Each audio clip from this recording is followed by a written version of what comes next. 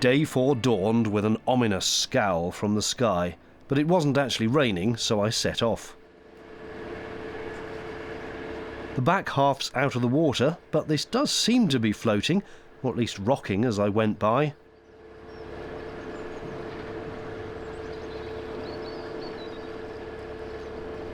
That's the very new Mansetta Marina. There's almost a whiff of fresh paint in the air as you pass, it's so recently built.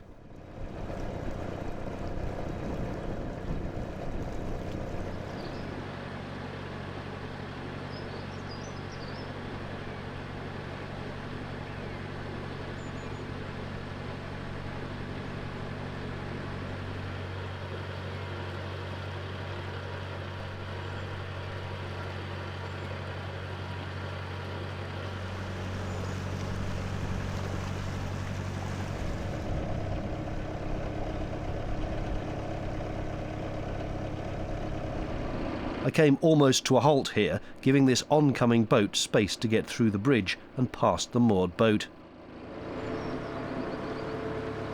Now I'm selling the narrowboat, I'm rather tempted to join the ranks of the canoeists. This is a wonderful old building, the Canal and River Trust Yard at Hartshill.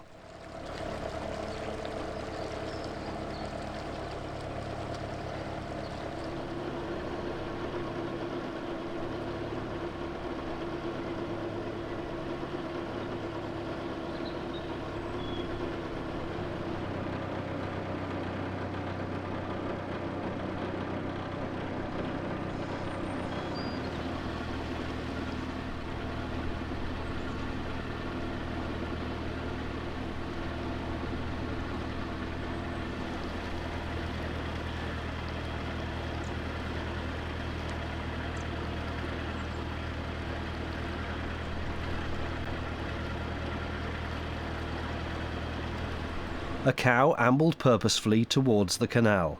Was it friendly? Did it want to warn me off its turf? Was it looking for a head scratch? Or did it want a drink?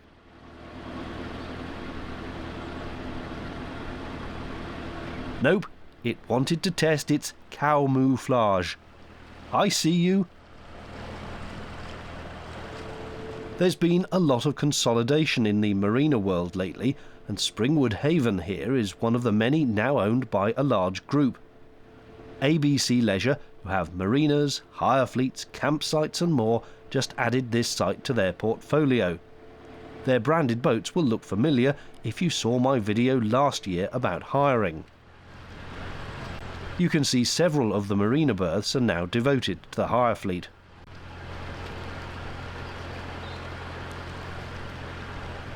Here's a famous telegraph pole, no longer used but gets 5-star visitor reviews on Google. No, seriously, it does.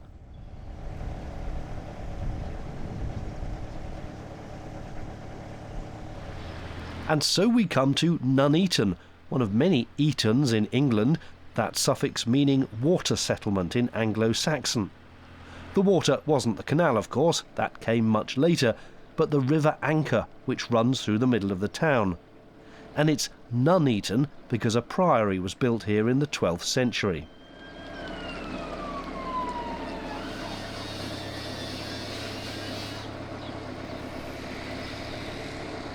Yes, I'm a child. These made me snigger. And these prompt the raising of a quizzical eyebrow too.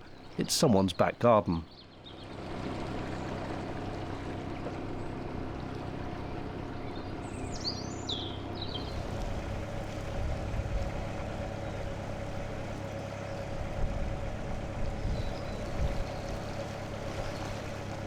The bridge to the left is the entrance to the Ashby Canal, a good one for nervous novices as it has no locks.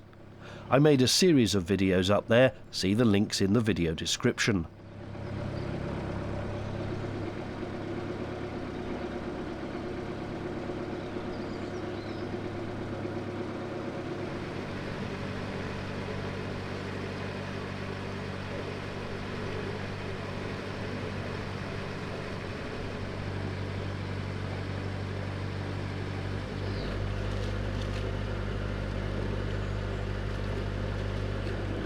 By lunchtime I'd almost made it to Hawkesbury, so I pulled in for something to eat. With the weather forecast for later in the week looking a little bit poor, I've decided to press on today while it is reasonably good. The sun keeps popping its head out, which is nice, and just see how far I can get. And tomorrow's looking okay. I've had my sandwiches, I've had my lunch, nice cup of tea. Normally I'd stop after that, but no, I am going to press on, I think. Is there any sight lovelier than a row of moored canal boats, their stoves gently puffing away? No, there is not. This is the approach to Hawkesbury, always a busy spot with permanent and visitor moorings, and it's the junction with the North Oxford Canal which I'd be taking. To do that, I have to turn a very sharp 180 degrees under that bridge. I had to put the camera down as I did, but can confirm I did it beautifully, if I say so myself. Then there's a stop lock. That's a historic buffer between canals owned by different companies. The rise or fall of the water is just a few inches. Stop locks were all about ensuring precious water supplies weren't taken by the other canal. It's such a gentle rise, I don't even bother roping the boat here.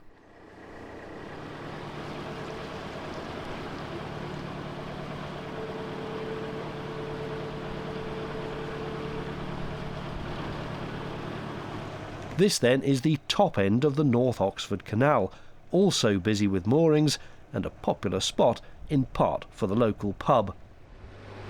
It's the domain of the wire giants, which lead into a massive substation here.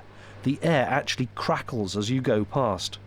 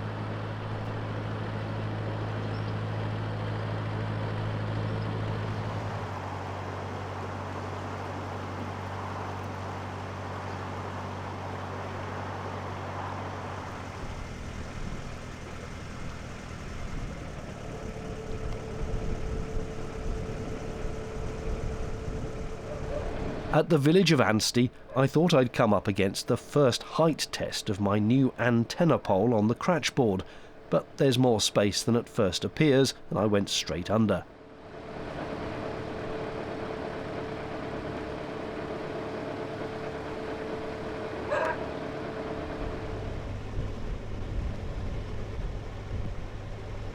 Trains again. Now, shush, listen for the gentle whoosh as they pass.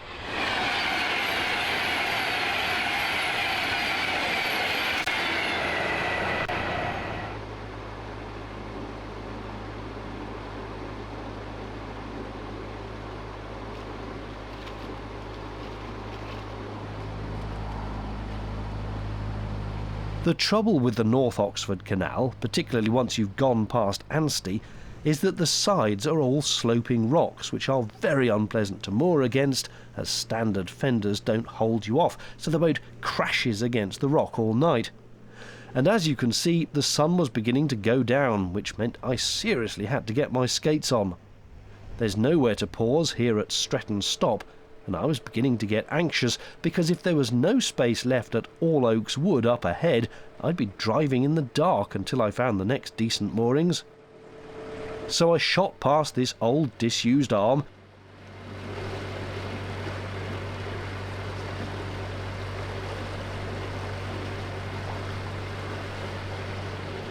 and I fixated on what was up ahead beyond the bridge, hoping for a 56-foot-long gap.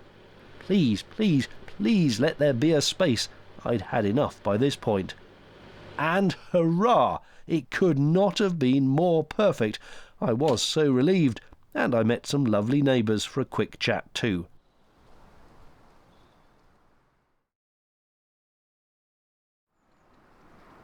The morning dawned with a slight surprise, that being frost on the deck, and even a touch on the towpath grass. I was back on what I regard as home turf now, having moored around this area for about 3 years previously. With 3 days, including today, of lovely weather forecast, but then torrential rain every day for several days thereafter, I've decided to make hay while the sun shines and do some long days, long stints, and press on as far as I can. It's glorious today. It is bitterly cold, but a lovely, lovely day in terms of sunshine. A great day for cruising.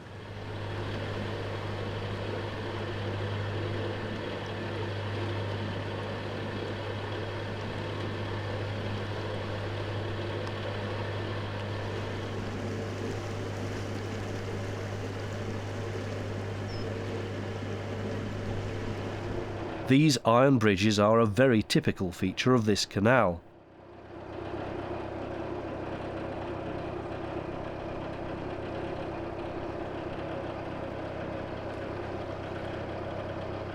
Through there is the lowest entrance to a marina I've ever seen.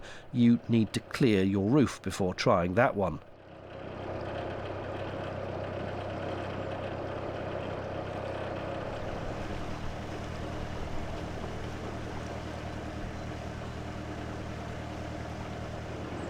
Through the morning haze, a boat was visible in Newbold Tunnel. The tunnel is wide enough for two, but it's also so short that it's no hardship to wait 2 minutes until the approaching boat has come out, so I did.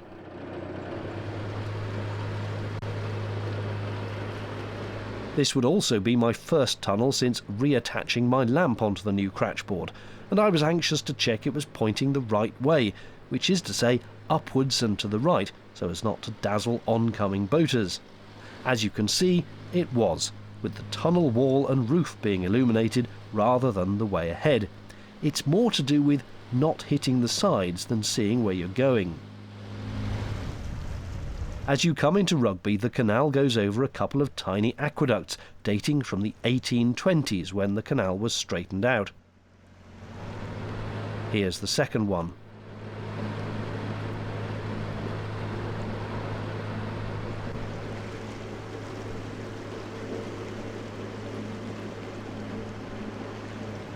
Even in winter, the Rugby visitor moorings were very full, and on both sides of this rather twisty bit. It's not ideal to meet another boat coming round here. Past Clifton Cruisers, whose private arm I used to moor at. It's where I built my camper van up there.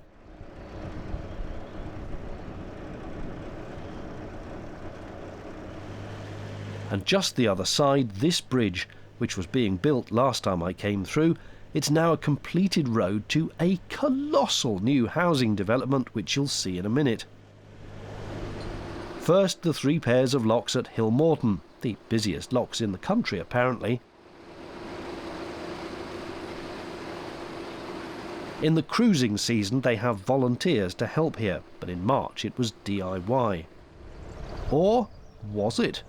Because Matt, a viewer of this channel, happened to be passing with his dog and kindly operated locks 2 and 3 for me. Cheers!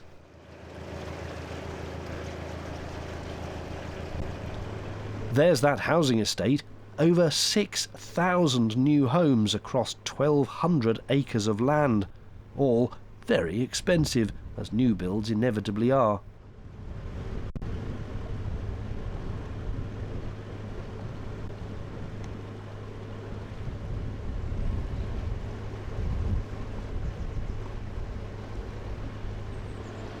The boat ahead had just turned around, so I slowed so as not to make them feel pursued.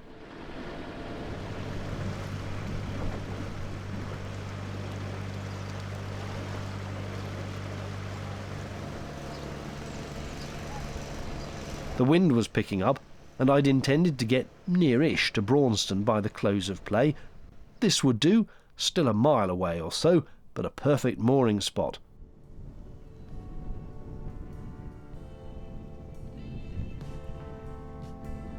There is a prison for teenage offenders behind that hedge, but you never seem to get any disturbance or noise from it. The lambs are the only youngsters with trouble on their minds here. Cheerio.